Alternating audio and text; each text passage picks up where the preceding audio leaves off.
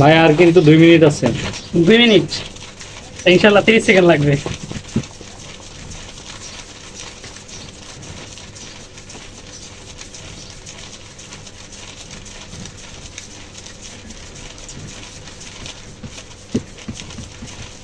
কত বছরের অভিজ্ঞতা ভাই আপনার? ভাই 10 বছর কাজ করি এই লাইনে, 10 বছর অভিজ্ঞতা বললেই চলে।